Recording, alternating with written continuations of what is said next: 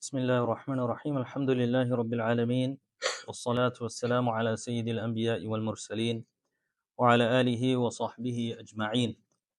اللهم صل على سيدنا ومولانا محمد وعلى آل سيدنا ومولانا محمد وبارك وسلم. أما بعد، السلام عليكم ورحمة الله وبركاته. We praise Allah subhanahu wa ta'ala for His innumerable blessings upon us. We ask Allah subhanahu wa ta'ala for more blessings. We ask Allah subhanahu wa ta'ala for afiyah, wellness. And we ask Allah subhanahu wa ta'ala to send His peace and salutations upon Rasulullah sallallahu alayhi wa sallam, his family, his companions, and all of those who follow his way. Ameen ya Rabbil Alameen. So we find ourselves at the end of the year. In a few days, we're going to witness the new year. Islamically speaking, we have our own new year, but we can also take some benefit from this churn of this year, 2024 ending and going into 2025. The benefit that you and I can take from this is a concept that we should always be aware of, and that is returning to Allah subhanahu wa ta'ala. In the form of tawbah, in the form of istighfar, in the form of revision and muhasabah, looking back at the previous year, looking at what we aspired to achieve and what we actually got done, and then trying to apply that same logic. If we really got what we wanted to do done, and we did even more, then inshallah, we just plan again and we execute just as we have done in 2024. However, if we look back at the previous year and we find ourselves lacking, we find ourselves in terms of what we wanted to get done in 2024, it did not get done. We all have some mental conceptualization of what we wanted from the year. If we find ourselves not able to get done, or we weren't able to get done what we wanted, then we need to go back to the drawing table. We need to go back and we need to realize, where did we fault? Where was our errors? What do we need to reconcile? What do we need to fix so that in 2025 we don't make those same mistakes? This is what is generally understood as a New Year's resolution. Right? Some people, they say that, okay, I want to lose weight, I want to finish this degree, I want to gain this amount of knowledge, I want to develop these relationships. Whatever it is, these are all noble things. So we should all aspire for some goals. Allah subhanahu wa ta'ala wants us to engage in having goals. Rasulullah sallallahu alaihi wasallam, throughout the ahadith, he tells us that we need to have goals. The primary goal for all Muslims is to get closer to Allah subhanahu wa ta'ala, to follow the sunnah of Rasulullah sallallahu alaihi wasallam, to strengthen family bonds, to gain knowledge, to gain practice. These are general principles that are found in Islam, and these should be all of our goals. Now, there are intricate details that you may have in your life, things that you want to get done. You need to plan those out. You don't have to write it out. You need to have it in the mind. And like I mentioned, if you failed in regards to realization of your previous goals, then there's something wrong. There's something wrong in the effort that we made. And we need to change that. We need to think about what we're planning, make dua to Allah subhanahu wa ta'ala, and allow us to change that.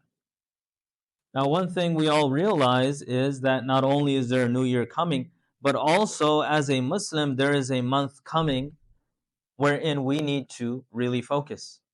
And that is, of course, the month of Ramaḍān. Only a few months away. It seems like a very distant thing, but it's actually very close. As soon as Ramaḍān is over, it starts creeping back to us. And every single year, we wait till the first of Ramaḍān to rectify ourselves. Whereas this was not the habit of Rasulullah sallallahu alaihi wasallam. He was not an individual who needed rectification, yet he would prepare for the month of Ramaḍān. And this is seen from the blessed dua of Rasulullah sallallahu alaihi wasallam, Allahumma barik lana fi Rajab wa Sha'ban wa ballighna Ramaḍān. Oh Allah, bless us in the month of Rajab and in Sha'ban, and allow us to witness the month of Ramaḍān. Now, when is Rajab? Actually, in a few days.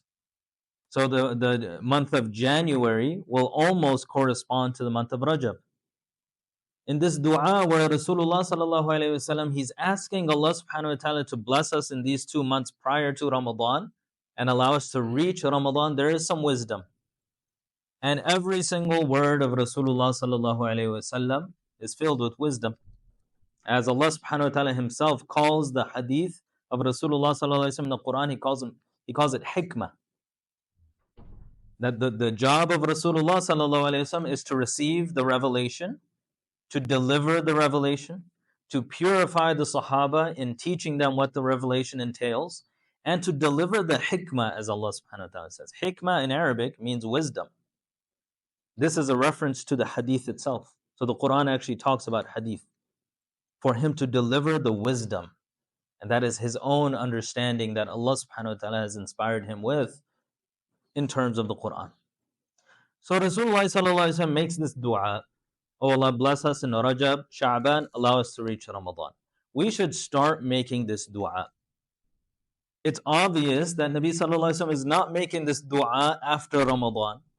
He's not making this dua in Sha'ban. He's making the dua in Rajab. That's why he's saying, oh Allah, bless us in Rajab and Sha'ban, allow us to reach Ramadan. He's making the dua from the month of Rajab. Which point number one, he tells us in this dua that he's thinking about Ramadan 2 months out. 2 months before the blessed month of Ramadan, he's already thinking about what is to come. Now, in analogy for the youngsters, maybe not us who are old, those who exercise. There's this common thing about those who lift weights that they're afraid of leg day. And so as soon as leg day is over and then they're waiting for the leg day to come, they become more and more anxious. This can be applied to various things. Whatever big event is about to come, let's say you have a presentation for that promotion that you're seeking, you get more and more nervous as it gets closer because you realize that a lot is hanging on the lines there. If you do not perform well enough, it's going to affect you. And if you perform well, you're going to get a lot out of it. Similarly, Ramadan is that for us. It's very important. So we should feel anxious 2 months out. And this is the thought process of Rasulullah sallallahu alaihi wasallam. It's not that he's feeling anxious, but he is thinking about it. He's waiting for it. And this starts a beautiful journey of preparation, and it culminates on Laylatul Qadr, or we should say it culminates at the end of Ramadan on the day of Eid. So it's a 3-month journey actually. We have limited it to Ramadan, and some of us limit it to the last 10 nights, and some of us limit it to this 27th night of Ramadan. Unfortunately, a 3-month journey we summarized in the 27th night, and there's no guarantee that the 27th night is Laylatul Qadr. Right? So we should start thinking broadly and try to exemplify the sunnah of Rasulullah sallallahu alaihi wasallam. In various ahadith, some narrated by Usama bin Zayd, who was, the son of Zayd bin Thabit, Zayd bin Haritha, I'm sorry, not Zayd bin Thabit, Zayd bin Haritha, who was kind of like the adopted son of Rasulullah sallallahu alaihi wasallam. That's not allowed in Islam. So before, in pre-Islamic Arabia, he was considered the adopted son of Rasulullah sallallahu alaihi wasallam, Zayd. And his name is in the Quran as well. The only Sahabi whose name is explicitly in the Quran is Zayd in Surah Ahzab. So his son, Usama bin Zayd, he narrates this story. And Aisha radiallahu anha also has a hadith on it. They narrate that Rasulullah sallallahu alaihi wasallam would not fast in any month as much as he would in Sha'ban. The exclusion is Ramadan. That's a given. Ramadan is compulsory. They're talking about nafal, optional fasts. He would not fast in optional fasts more than he would in Sha'ban, the month that precedes Ramadan, which Islamically speaking, we're in Jumada Thani. We're going to go into Rajab soon, in about a week. Then it's Sha'ban, then it's Ramadan. So literally 2 months before Ramadan. So the month prior to Ramadan, he would fast practically the whole month. His recommendation, however, is, he always had soft recommendations for the Sahaba. If a person feels like they cannot fast that entire month and they're going to lose strength for Ramadan, they should stop 2 weeks prior. They should fast the first 2 weeks, and then the second 2 weeks of Sha'ban, they shouldn't fast. That is to gain energy. However, we see from his actions that it is permissible to actually fast the whole of Sha'ban. So it is for this reason we understand that he is preparing. This is a type of preparation. And we all have witnessed this, even if we didn't prepare in Sha'ban. In the month of Ramadan, in the first day, it's quite difficult. Taraweeh is difficult. Our knees hurt. This year, subhanAllah, Allah is showing me what old age is. I've grew a few. I can count 3, but I'm sure you guys can see more white hairs on my beard. And this year in Taraweeh, I felt it. My knees were hurting. And it was so bad that, a week after, 2 weeks after, I tried to keep up some nawafil, but the pain in my knees and my lower back wouldn't go away until I stopped. And then it became an excuse that, I don't want to go back into it because it's going to hurt. But subhanAllah, that happens. Why does that happen? Because we go from no extra optional acts into 20 rak'ahs of Taraweeh. We try to do Qiyamul Layl. We try to do Tahajjud. We try to fast in the daytime, less nutrition. Change of schedule is very difficult. No coffee, etc. So the sunnah of Rasulullah sallallahu alaihi wasallam is actually not to jump into things. Now Ramadan is fard. You can't be like, okay, I'm not going to jump into things. It's against the sunnah. So I'm not going to fast today. Next, I'll just decrease my intake, and then next week I'll start fasting. That's haram, as you are breaking the commandments of Allah. Instead, what he taught us is to prep beforehand. So you got 2 months, and this in a way could be our New Year's resolution. That we start with spirituality. These 2 months before Ramadan are a time where we can get closer to Allah. Now, how do we prepare for Ramadan? That requires us to inspect what Ramadan is. What do we do in the month of Ramadan? Firstly, Ramadan is an extremely blessed month. It is the month wherein the first revelation of Quran was revealed to Rasulullah sallallahu alaihi wasallam. As Allah subhanahu wa ta'ala says, "Inna anzalnahu fi laylatil qadr." We revealed it, meaning we revealed the Quran on Laylatul Qadr. So the night of Laylatul Qadr, which many people say is the 27th, but even Nabi sallallahu alaihi wasallam didn't specify. It's the last, in the last 10 nights, the odd nights, one of them. The Quran was revealed on that night. So the blessing of Ramadan is extremely tremendous, and Quran is attached to Ramadan. It's inseparable. When you think of Ramadan, it is the month of Quran. So much so that the Salaf, very early scholars who would busy themselves in hadith, memorizing hadith, writing hadith, learning the rulings of hadith, when it came to Ramadan, it says in the books that they would actually close their hadith books and they would open only Quran. So they would, scholars of hadith like Ahmad bin Hanbal were their life is just hadith. They would put hadith away for Ramadan and they would only engage in Quran. So there's a very intricate relationship between Quran and Ramadan. So in Ramadan, of course, we're fasting. It's compulsory. Standing in the Taraweeh is a sunnah of Rasulullah sallallahu alaihi wasallam. There are plenty of narrations in Bukhari and Muslim where Rasulullah sallallahu alaihi wasallam would encourage the Sahaba, especially in Ramadan, to stand in extra prayer. What this tells us is that this is beyond tahajjud. Tahajjud he would encourage all the time, but he's making a special encouragement to the Sahaba in Ramadan. This is our establishment of Taraweeh, this concept of Taraweeh. And there's another hadith where Rasulullah sallallahu alaihi wasallam actually led the Sahaba on 2 nights, the first and second night of Ramadan. He led them in Taraweeh. On the 3rd night, they gathered around waiting for him, and he said that I don't want to lead. The reason for this is because if I continue this action, it may become compulsory, and that's going to be very difficult for you. What it tells us is that you should continue, but if Nabi sallallahu alaihi wasallam kept on doing it, maybe some scholars later on would say it's fard. And we know if, Taraweeh is fard, it's very different. It's a different feeling knowing it's optional. Like I can sit back if I wanted to, right? If it's fard, it's something else. So that's why he didn't continue. But the establishment of Taraweeh is there. So that is sunnah. What else is done in Ramadan? So that's 2 things, fasting, Taraweeh. A 3rd thing is a great amount of charity. Many of us discharge our zakat in Ramadan. We also give greatly in charity in Ramadan. A fourth thing, as I mentioned before, is tilawa, recitation of Quran. Then there is going to be dhikr of Allah subhanahu wa ta'ala. Then for some, they engage in umrah. In the last 10 nights, they try to go for umrah in Masjid al-Haram. So all of the acts of ibadah that we have, the acts of worship in Islam that you and I know, it's all found in Ramadan. So we need to slowly prepare. The question is how? How do I prepare for the month of Ramadan? Well, if you want to maximize what you're going to do in Ramadan, you will have to work up to it. Right? We don't want to wait till Ramadan or wait till the end of Ramadan to start picking up our recitation and start being able to recite more. As we know, these are all exercises.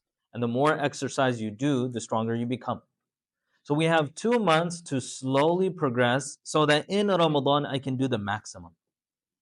When it comes to fasting, if we start fasting now, the first day of Ramadan is not going to be difficult. And subhanAllah, one of the brothers here, alhamdulillah, I'm not going to say his name because that's a amal between him and Allah subhanahu wa ta'ala. I've been mentioning this for a few years now, that Rasulullah sallallahu alaihi wasallam would fast all of Sha'ban. This brother has been doing it. He's been fasting all of Sha'ban. I ask him continuously, how are you? Is it okay? He says, alhamdulillah. And it really, he tells me it benefits him in Ramadan, fasting in Sha'ban. What can you and I do, practically speaking? This coming month, which is Rajab, we can start fasting Mondays and Thursdays. It's difficult, but fasting every day in Ramadan is more difficult. So if we want to make that easy, we start enforcing on ourselves Mondays and Thursdays, inshallah. If you want to do a little bit more, 13th, 14th, 15th of the lunar calendar, those are what's called Ayyamul Bid. It's also sunnah to fast on those days. The days in which on those nights the moon is full, the full moon nights, Ayyamul Bid means the white days, literally, but it means on those nights the moon is full. It's sunnah to fast on those days. So we can do Mondays, Thursdays, and then 13th, 14th, 15th of Rajab, the coming month. In this manner, inshallah, we'll be ready for the month of Ramadan. Then when it comes to Sha'ban, it really depends on what you can handle. If you want to continue with this system, Mondays, Thursdays, 13th, 14th, 15th, do that in Sha'ban as well. And that way, inshallah, you will be prepared for the month of Ramadan to a degree. It's not going to be the same, but it's going to be way better than if you did nothing at all. A higher level of this is you do what I said regarding Rajab, but when it comes to Sha'ban, doing the Sawm Dawoodi. What is the Sawm of Dawood alayhi salam? Every other day. So you end up doing about 15 fasts in Sha'ban, reliving the Sunnah of Rasulullah sallallahu alaihi wasallam. It's not exactly the same. So the highest tier would be the actual Sunnah of Rasulullah sallallahu alaihi wasallam, fasting the entirety of Sha'ban. Now scholars say the last day of Sha'ban, you should not fast on that day. The last day, meaning 29th or 30th, don't fast. But every other day of Sha'ban, if you really want to go for it, then Bismillah, you will be getting the reward of Nafil fasts, but also the Sunnah of Rasulullah sallallahu alaihi wasallam. And this will be the best way to prepare for the month of Ramadan. Now we all have to gauge. If you can't handle it, then obviously do less. When it comes to recitation of Quran, it depends on our level of fluency. If we are an individual who is just starting, we're not fluent in recitation, or maybe we don't really understand Arabic letters, etc., we shouldn't really worry too much about reading Quran. We should worry about learning. But for those who can read a little bit, but they're slow, I would recommend for such an individual a time-based recitation. Don't worry about doing 3 pages, 5 pages, etc. Because you're a beginner, it's going to take some time. Meaning, if you want to do 5 pages, it might take 2 hours. You don't have that kind of time. So what I would recommend is whatever you can handle in 10 minutes, you do that, starting from Rajab. Every single week, and it has to continue with continuity. You do 10 minutes of recitation, whatever you can do. If it's one line in 10 minutes, then Bismillah. The goal is to do it for 10 minutes. The next week, you increase it by 5 minutes. And you try like this, 5 minutes every single week. By the end of Sha'ban, you're doing like an hour of recitation. Now, if that's too much, of course, you decrease it. but it's going to get you acclimated to recitation so that when Ramadan starts, you're able to do more. If you are fluent in your recitation, then you go by pages. What amount of pages do you think you can handle? That's easy for you. The goal in all of ibadat, right, is not to stress the body. You don't want to overstress. What I mean by this is all of us have this amount, this amount within ourselves, and we know what that is. When you're reading Quran in the beginning, when you've intended, I want to recite Quran, the first minute or so, it feels great. After some period of time, it starts to become a burden. You always want to stop before it feels like a burden. Why? Because when you overburden yourself, when it feels like a burden, the next day you're not going to recite. You're not going to want to recite. It's going to be traumatic. You read for 1 hour today, it was just so much, it was such a burden. Tomorrow, your nafs is not going to want to recite, and it's going to force you to do something else. You want to avoid that, and you want continuity. So before, when you start feeling like it's getting kind of difficult, you stop there. Then tomorrow you do it again. So start with, whatever you can handle, 5 pages, 10 pages. Keep that up on a daily basis. What can you do? Every week, increase a little bit. 1 page, 2 page every single week. By the end of the 2 months, you've gotten at least maybe 10 more pages than what you were used to. You enter Ramadan with at least being able to read 10 pages or a whole juz on a daily basis. It's not going to seem like a burden in Ramadan. The third thing is the dhikr, meaning phrases of remembrances of Allah. And the best dhikr is La ilaha illallah. Now, if you want to focus on Quran in Ramadan, it's better to do less dhikr. So an easy amount of dhikr, and you can keep this steady from Rajab, Sha'ban, and in Ramadan, and every single day it's recommended. After Fajr and after Asr. These 2 times are very special. As it is mentioned in the hadith, if someone remembers Allah in this time, Allah subhanahu wa ta'ala will treat it as if you're remembering Him in between as well. So one thing we can do is 100 times Astaghfirullah. It doesn't take much time. 100 times Salawat ala Nabi. Allahumma salli ala Muhammad, the Durud Ibrahimi, or whatever salawat you want to do, 100 times. And 100 times La ilaha illallah.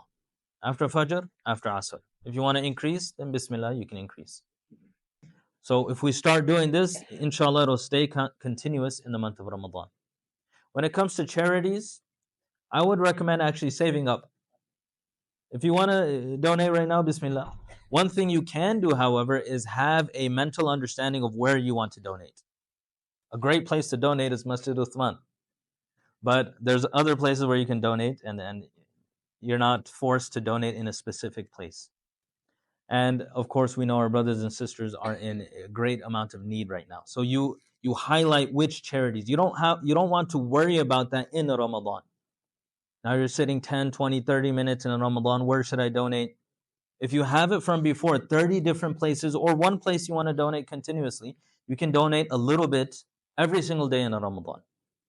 And personally, my recommendation, because Ramadan is not linear, it's exponential. As we know, last 10 nights are extremely important. I would reserve a lot of my funds for that last portion. But I don't want to miss the barakah of the rest of the 20 days. So let's say you had a certain amount. I'm not really good at math right now, so I'm not going to say the amount. But let's say you do $10 a day for the first 20 days of Ramadan. $10. When it comes to the last 10 days, every even day, $50. Every even day. And every odd day, you wait for the night and you give $100. Now, why would I say that? Because you don't want to miss the barakah of normal days in Ramadan, so you give $10 a day. When it comes to the last 10 days, we know there's an extra virtue in that time, so you bump it up to 50. You're still donating, you're still going to get the same rewards. Actually, more. And on the odd nights, you might be donating on Laylatul Qadr, so do 100 every single night in the odd nights. And you know how much the reward of Laylatul Qadr is? Once we did the Muslim math on the board, subhanAllah, 83 years. We're not talking about 83 days or 83 times $100. 83, as if every single day for 83 years you gave $100. If you get Laylatul Qadr, that's what you got. So you want to really focus on that. So that's my recommendation. When it comes to, let's see, what else? There's i'tikaf, seclusion. Now, how do you prepare for i'tikaf? Every single day, have some time where you're alone between you and Allah. I'tikaf is not just seclusion. Some people think i'tikaf is seclusion. We're not doing i'tikaf properly. I'tikaf is you and Allah in seclusion. There's a big difference.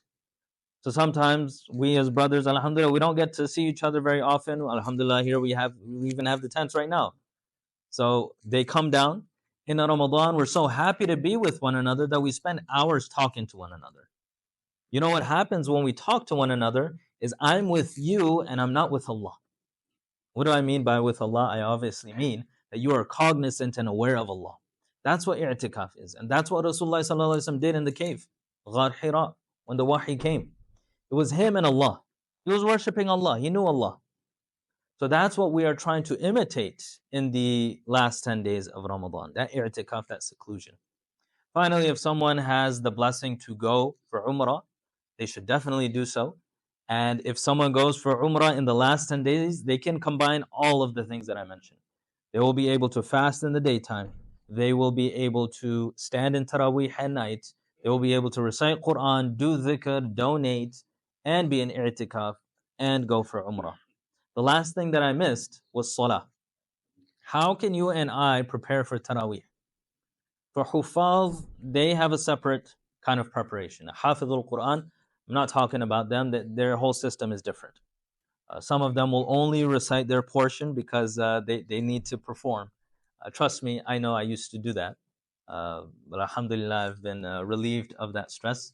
And some of our Hufaz here, they will have to continue that stress. It's very stressful. If you're leading Taraweeh, it's something else. I'll tell you. When you stand here, the mind goes blank. Like I'll read my portion, 5 pages, 10, 20 times.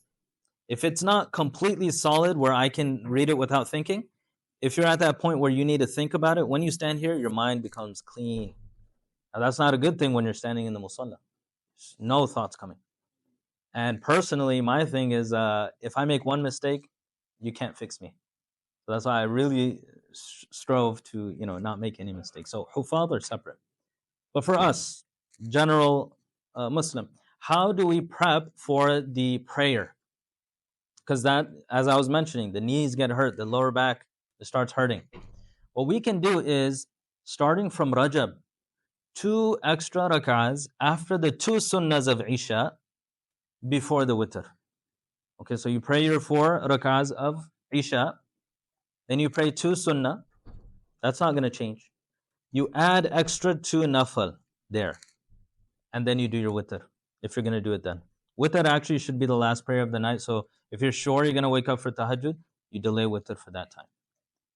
Every week, or I would say a lower amount is every 2 weeks, you add another 2. So in the middle of Rajab, now you're doing 4 rak'ahs after the 2 sunnahs of Isha. In the beginning of Sha'ban, you're doing 6 rak'ahs. This will be easy if you do it on a daily basis. 6 extra rak'ahs after the 2 sunnahs of Isha. At the end of Sha'ban, you're doing 8 extra rak'ahs after the sunnah of Isha. In that manner, we will be prepped for our Taraweeh, inshallah. And if you want to go further, every single week you add 2. That way, at the end of 2 months, you're doing 16 rak'ahs. Now, who can do that? Subhanallah. I mean, the answer to that, who can do that, is all of you. All of you can do it. It's like, wow, I can do it too. Aren't you doing that in Ramadan? You're doing more than that. You're doing 20 rak'ahs every single night. Obviously, you can do it. It's just, do you want to? So that is the main thing. We need to ask Allah subhanahu wa ta'ala for tawfiq, for aid, for success. If we prepare for Ramadan, there is a guarantee from Allah subhanahu wa ta'ala, from the deen, from the sunnah of Rasulullah sallallahu alayhi wa sallam, that you will enjoy Ramadan. This Ramadan will be better than any Ramadan you've ever had. Unless, of course, you've been preparing for your Ramadan every single year. May Allah subhanahu wa ta'ala give me tawfiq first and foremost. May Allah subhanahu wa ta'ala give everyone here tawfiq to prepare for Ramadan, to re-establish that relationship, to make that New Year's resolution that I'm going to be different this year. I'm going to engage in ibadah and get closer to Allah. Wa sallallahu tabaraka wa ta'ala ala khayri khalqi Muhammad wa ala alihi wa sahbihi ajma'in bi rahmatika ya arhamar rahimin.